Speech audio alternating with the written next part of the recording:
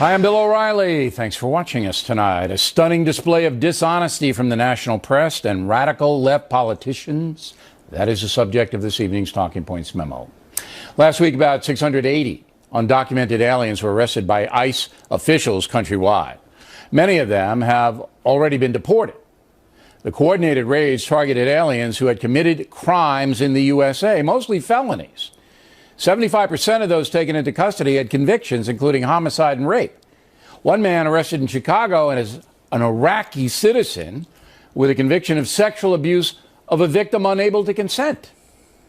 Many of the arrested non-felons were associating with the criminals.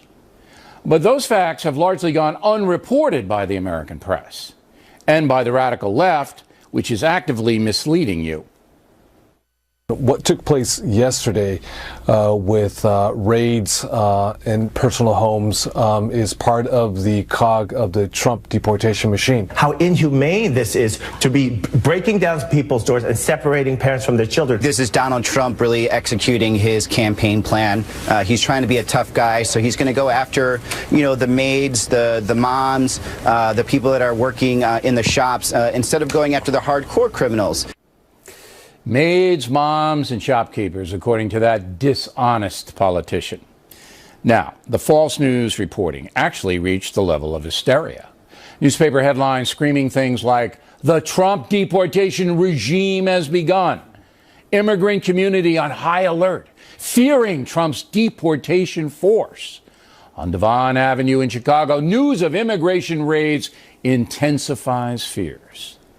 We could find no headline in major newspapers, none, that bannered the fact the raids were targeted at illegal aliens who had committed serious crimes. Committed them.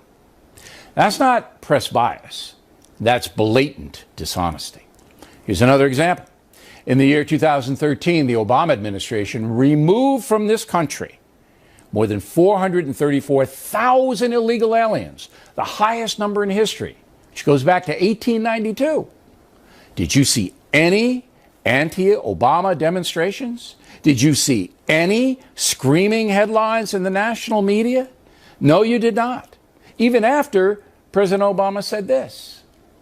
What we should be doing is setting up a smart, legal immigration system. It doesn't separate families, but does focus on making sure that people who are dangerous, people who are, gangbangers or, or criminals, that we're deporting them as quickly as possible. And that's exactly what President Trump is doing, exactly. But the illegal immigration issue has been set up by the media to demonize Mr. Trump as a racist and a brutalizer of the poor. That's what's really going on here, a setup. It's flat out disgraceful. If the federal government cannot remove aliens who commit serious crimes in this country, then we don't have an effective federal government. Yet the far left and the press, knowing full well that the ICE raids last week were directed at dangerous people, chose not to report that, instead smearing President Trump. We have now reached a low point in American journalism. As for the far left, they are people who do not want any immigration enforcement. They want open borders. They want alien criminals protected. They want anarchy. Why? Because they don't like America as it stands now. So it is very important for all honest citizens to know you are not getting accurate information and that there is a radical element in this country that wants to destroy it. If this continues, there will be a breaking point. And that's the memo. Now for the top story reaction, joining us from Wheaton, Illinois, nationally syndicated columnist Ruben Navarrete. So, Ruben, I am very, very concerned about this blatant dishonesty, the reportage of the ICE raids last week. Are you as concerned as I am? Bill, good to be with you again. I am concerned. My vantage point is of one who wrote about the 3 million deportations carried out by the Barack Obama administration. And I couldn't get a lot of these liberals in the media to join me on the front line. I couldn't get them worked up and excited about it. And now all of a sudden it's been surreal to watch in the last 30 days or so. They just woke up one morning and realized that people were being deported out of the United States In fact, for the last 8 years, 1,000 people a day have been deported out of the United States. What's new is the liberal outrage. But these are criminals in the Trump administration, and most of them were targeted criminals, to be fair, in the Obama administration as well. They sent back border trespassers, but the ICE raids were not directed at what that politician said, the chambermaids, and they weren't directed at tearing families apart. They were directed at convicted criminals in this country illegally. No, I disagree with you, Bill. Don't be too generous to Barack Obama. He said as a talking point that, in fact, he was only getting rid of gangbangers. You heard it there. And criminals. But when they did audits of the people that he removed out of the country, they found that in many cases it was only about 10 to 17, 18% of those folks who had criminal records. What you do, the reason this gets confusing for a lot of folks, if you have a housekeeper who you trust in your home with your family, and they get deported and they come back, the minute they come back, they've committed a felony. Okay, but so it should be a criminal. felony. It should be a felony. Well, we call him a criminal. And what Barack Obama did, and I don't want you or Donald Trump to fall into this trap, is for 8 years, he played on the idea that when he said gangbanger or criminal, an image would pop into our head. Fine. Do you believe that the Trump administration last week was targeting violent felons? Do you believe that? I don't believe that we know that the Trump administration pulled the trigger on these raids at all. I know we have the statement now from Secretary of Homeland Security, yes. John Kelly. Yeah, who said that this was a targeted... 75%, Ruben. 75%. He said it was a targeted... He said it was a targeted plan that was already in motion and planned before Trump took office. Okay, but so this idea, if Trump didn't want it, Trump could have stopped it, and he didn't, because he's targeting criminal aliens. Yet the liberal media won't tell you that, Ruben. They will, they're not going to tell you that. I agree with you. And they also didn't say that. They didn't tell us that when Barack Obama was doing it. I think conservatives have to be careful here not to play Obama's game, which is to deport, in fact, the maids and the housekeepers. Just say they're maids and housekeepers. Don't doctor them up with words like gangbanger. Let that policy be written, but the dishonesty of the reportage on the ICE raids last week under the Trump administration was off the chart. I don't think I've ever seen anything like it. I agree. I don't see it. No, it was surreal. It was surreal. These are the same people who at one point told me not to write about deporting people anymore. The fact that Barack Obama had deported people. I made liberal editors nervous. In your view, they wanted to cover it up for the Obama administration, but they're using it as a club against Trump. Same people. Yeah, they have discovered their humanity and outrage just in the last 30 days because in the old days with Obama, this was somebody who they supported, voted for, and wanted to succeed. And they didn't want to make him out to be the bad guy. All right, I do disagree with you a little bit. The Obama administration did target, though, the worst among them, and that people who are That's deported, what he wants you to believe, Bill. People who are deported and then come back again, I believe, deserve to be targeted. Ruben, always a pleasure to talk with you. Thank you. Next on the Rundown, we'll talk with a former ICE agent about last week's raids and what we can expect in the future. Then personal attacks on Donald Trump and his supporters ramp up. Charles Krauthammer has some thoughts on that moments away. Continuing now with our lead story, ICE raiding, targeting criminal, illegal aliens. Joining us now from Irvine, California, Claude Arnold, retired ICE special agent who was once in charge of investigations in Los Angeles. So when you saw the local news in the Southland, as they call where you live, reporting on the raids, what did you think? My first reaction is it was mass hysteria, right? People, it being reported what actually wasn't happening. In fact, this operation was a fairly routine operation, the same type of operation they did conduct under President Obama throughout his administration. But it was being characterized as something that it wasn't. And what that did was it caused hysteria in those communities, people thinking that ICE is out. All right, so they turned on the like local news, Channel 7, Channel 2, Channel 4, the Indies out there in L.A., and all of a sudden they're hearing that poor innocent migrants are being dragged off by ICE agents, when the stat is, in Los Angeles, out of the 165 arrested, 151 had felony arrests. 151 out of 165. And the others that were taken into custody, I understand, had deportation warrants out on them. They were already ordered deported. Okay? Yeah, so did you hear any of that on any of the network news, local news in Southern California? Anything like that at all? No. I've been doing some media today, so hopefully they'll be reporting what I told But why them. didn't they report the truth? You have to ask them why. You don't I have any no idea living in that area as long as you have and dealing with of course. illegal aliens? You know Look, why they didn't. Yeah, it's politically motivated. Okay. Yeah, of course it is. They're trying to characterize the Trump administration as being heavy-handed. Okay, but it's more than that. They're trying to get migrant viewers to watch their channels out there.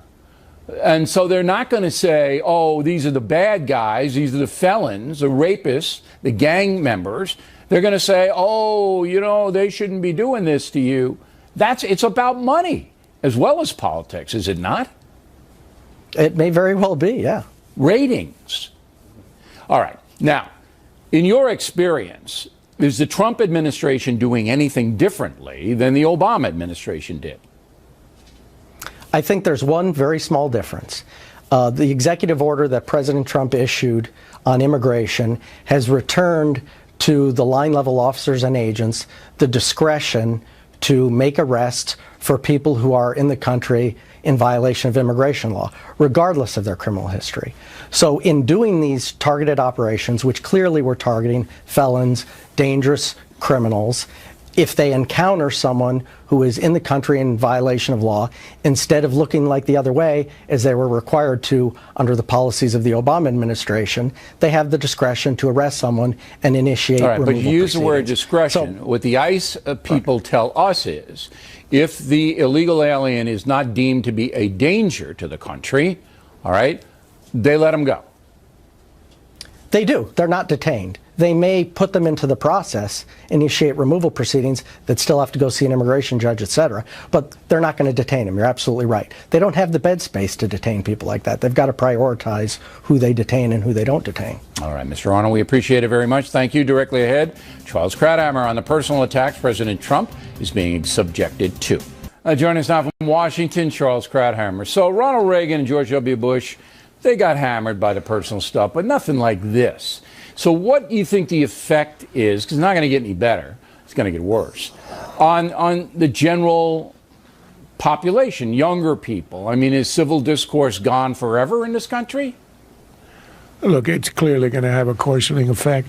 The younger people are going to grow up in an atmosphere where this kind of invective is the norm. But I would disagree on one point about this being completely new. George W. Bush received as much abuse as any president I've ever seen. In fact, I'm the one who coined the phrase the Bush derangement syndrome because of the fact that so many people on the left were attacking him in ways that were deranged. I mean, they were over the top, and there was a personal animus.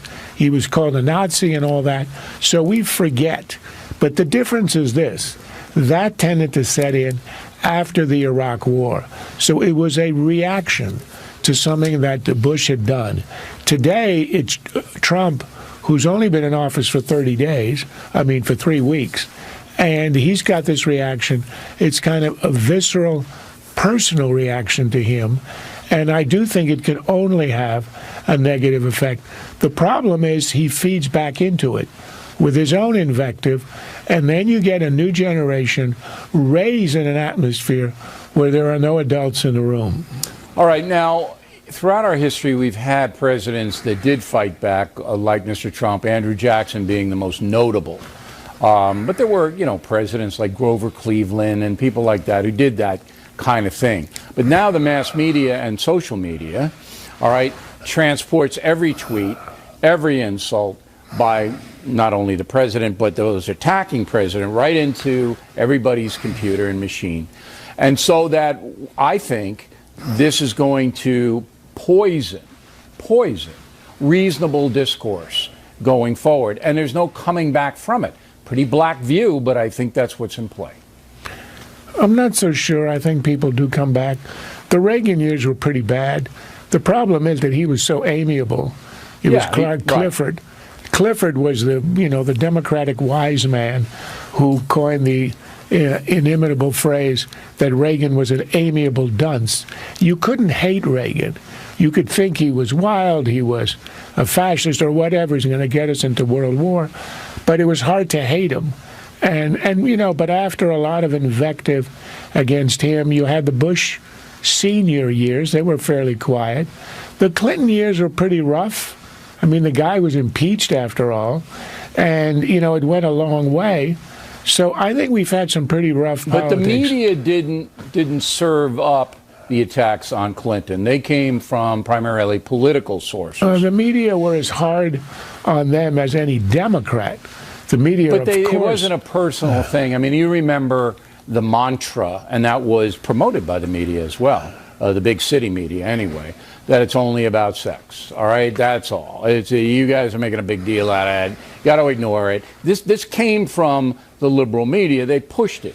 And now what you have is every single day, Trump is this, Trump is that.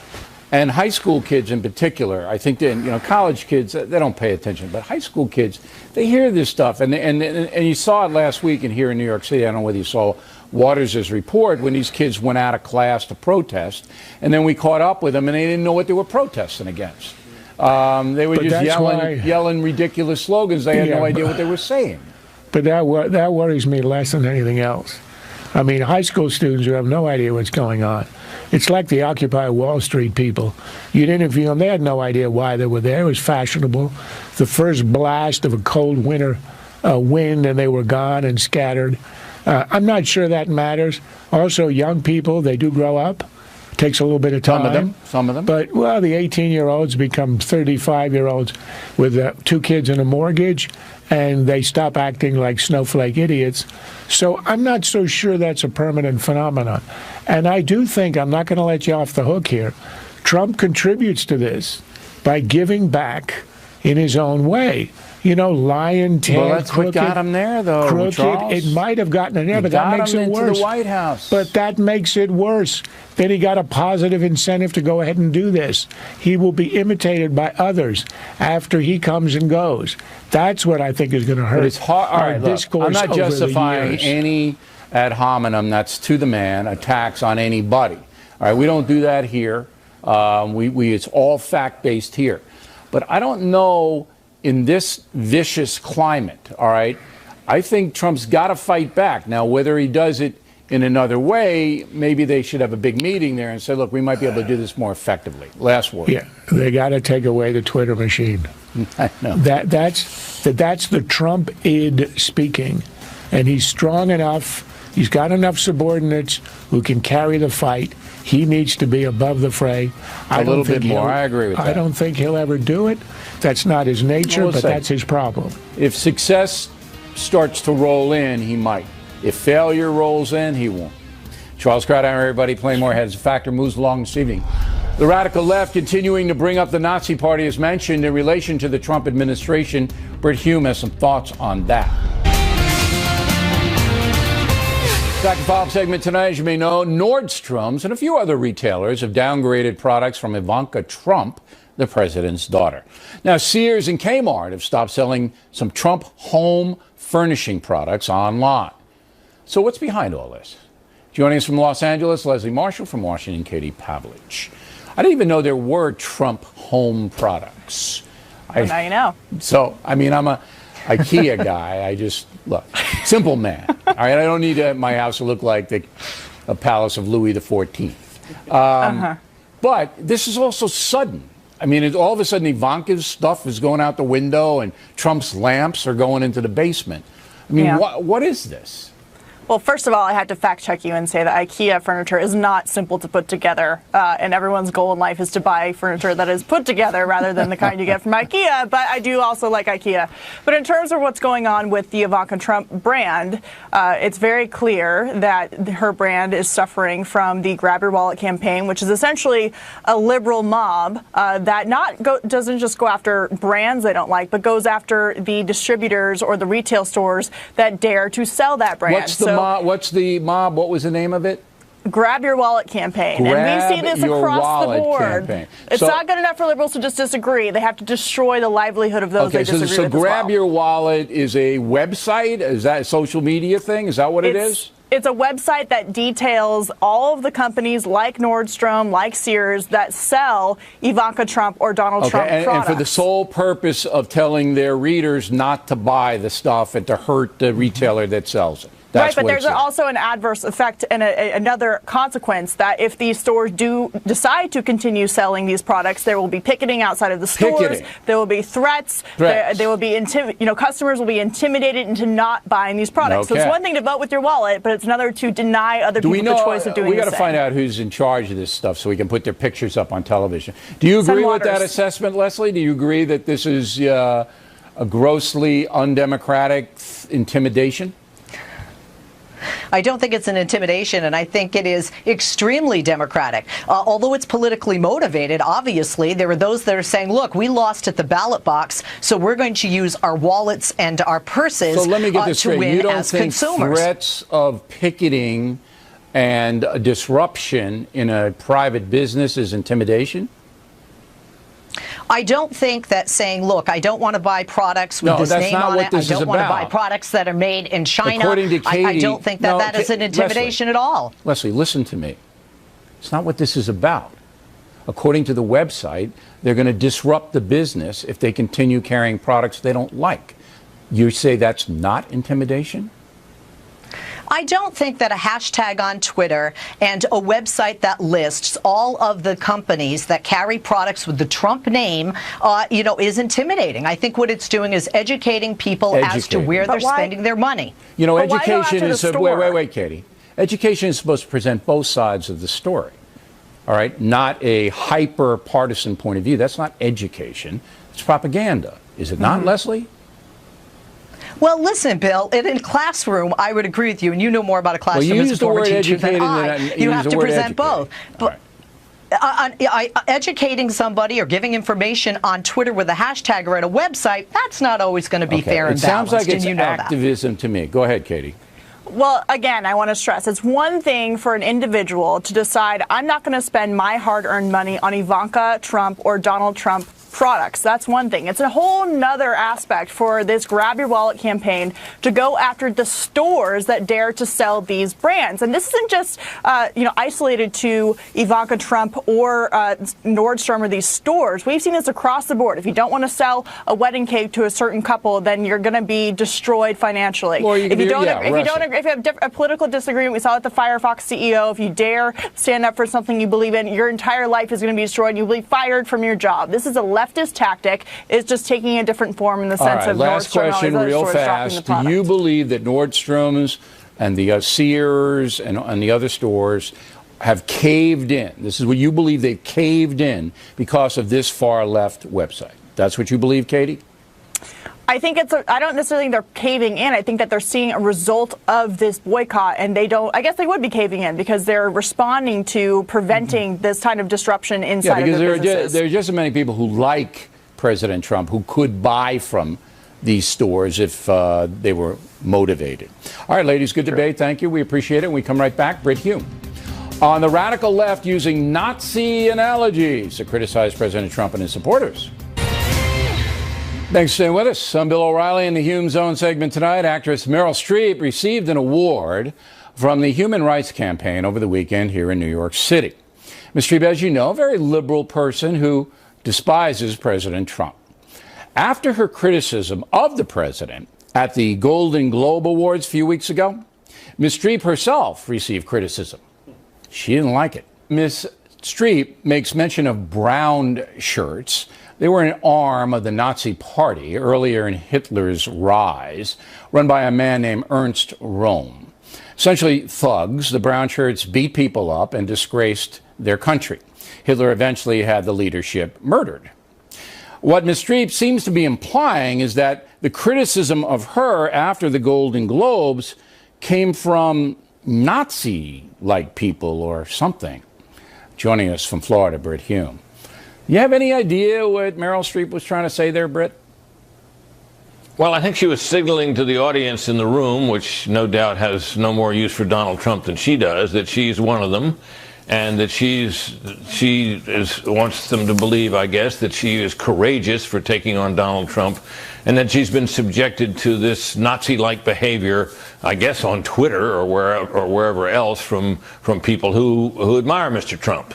So I think that's what it's about, and it's not uncommon these days to hear these veiled or not so veiled references to fascism and Nazism in connection with Donald Trump. I think it's spectacularly ill-informed and nearly hysterical, but there's a lot of it out there. There is. Now, we put in a call to Ms. Streep to come on program. We want to talk about the history that she refers to, because what bothered me about it most of all is that she seems to be saying that if you criticize her comments about the president, that you're a Nazi.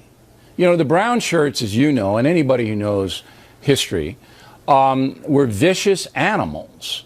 I mean, they were too gross for Hitler, if you can believe it. He killed them, the leadership. And they violated every tenet of civility.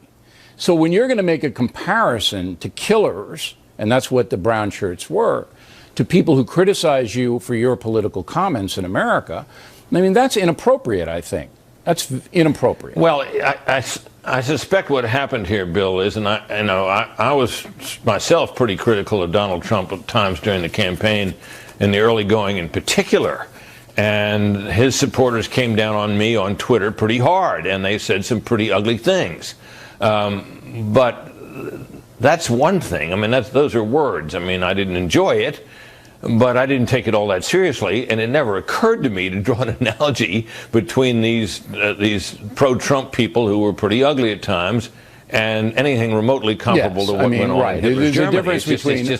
It's just way beyond the pale. Sure. There's a difference between gross speech, which happens on both sides of the political spectrum every day, and the violence that Ms. Streep is referring to. What are bots? You know what bots are? Bots. Bots are short for robots, and you can set up, for example, on Twitter, you can set up basically a bot account, the effect of which will allow you remotely, or without your being present, to repeatedly post a tweet over and over and over again, so people will see it. And so it's an automated form of tweeting, and you can use that. I'm having said all this, Bill, I would add one thing. Look, one thing, first of all, Meryl Streep is a spectacularly great actress, no question about that. And some of what she is saying is not too far off from some of the things that are being said, even by some of Mr. Trump's conservative critics. You hear autocrat, you hear something close to the word fascist being used. So, if you think the way she does and are inclined to think the way she does, you don't have to look far these days to find people. No, but it's who a little will give bit you of a some difference ammunition for because that. those comments are leveled. They're leveled at the president. She categorized the people who criticized her, and I'm sure she did get some gross stuff, as you did, as Nazis. And that's wrong. All right, Brit Hume, everyone. There he is. Factor tip of the day, more good deeds done by our viewers in a moment. First, a quick note. If you don't have a Valentine's Day gift yet, crisis time will save you. Go to BillO'Reilly.com right now. Get a premium membership gift. And then you give it to the object of your affection. Presto, good tidings. Now the mail. Janet Castonguay, Rancho Santa Fe, California. Bill, the appeals court stated that the travel ban appeared to violate due process rights of lawful permanent American residents. Your example of someone boarding a flight in Libya with a fake passport is disingenuous. False, Janet. I gave that example to explain why the Trump administration selected the 7 countries for the travel scrutiny, not to explain the court ruling. There was no linkage. In the countries on the list, there is no effective vetting of any travel. Tracy O'Brien, Dunedin, New Zealand. Why are countries like Saudi Arabia and Pakistan not on the list? Because they have functioning governments and passport controls, Tracy.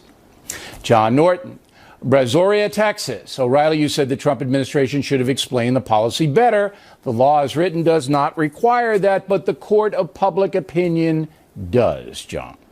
Richard Lane, New Orleans, Louisiana. Bill, you just placed spin on the Wounded Warriors situation. The charity fired its 2 top executives in the scandal. We reported accurately, Richard. The Better Business Bureau investigated Wounded Warriors and now give the charity a good report saying the so-called scandal really didn't amount to much. No spin, just the facts. Bob Powell, Amelia, New York. Bill, after hearing your reporting, I am supporting Wounded Warriors again. Well, good job. That's fair. Simon Forbes, Sydney, Australia. Hi, Bill.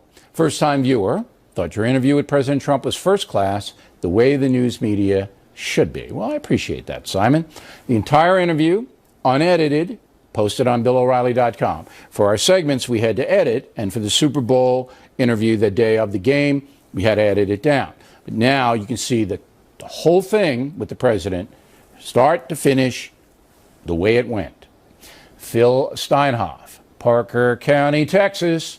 The biggest threat to our country isn't Islamic terrorism. It's the young people Waters interviews. The view of reality could turn into anarchy. Many young Americans are dopes, Phil. I was. Big dope. After a while, a significant number wise up as they get older. Margaret Glasser, Louisville, Kentucky. Mr. O'Reilly, I was sad that you and Mr. Waters made fun of some of the students. I'm in high school and closely follow current events. I've even read 2 of your books. And someday you will lead your generation to sanity, Margaret. Keep it up. Gary Patterson, Salem, Oregon. O'Reilly, thanks for killing the rising sun. My father died in a Japanese POW camp. So much for the Geneva Convention.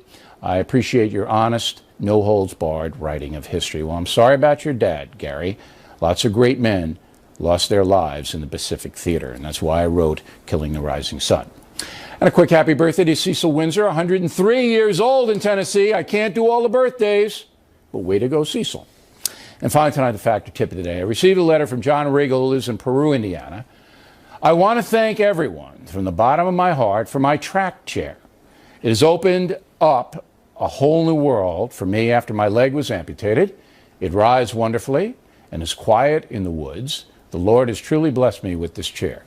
Now, John is one of the thousands of severely wounded vets whose lives have been changed by donations to independencefund.org. You guys have given almost $30 million over the years, bringing relief to the brave men and women who have sacrificed so much. Tip of the day, tip of the hat to all of you who support independencefund.org.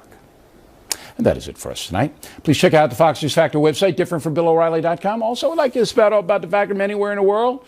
O'Reilly at FoxNews.com, O'Reilly at FoxNews.com. Name and town if you wish to opine. Word of the day, do not be umbrageous when writing to the Factor. Now tomorrow, Sergeant Bo Bergdahl in court. His attorney trying to get the desertion deal thrown out because of President Trump. We're going to have our Law and Order team analyze that. Should be a good segment. Again, thanks for watching us tonight. I'm Bill O'Reilly. Please always remember that the spin stops here. Yes, we are definitely looking out for you.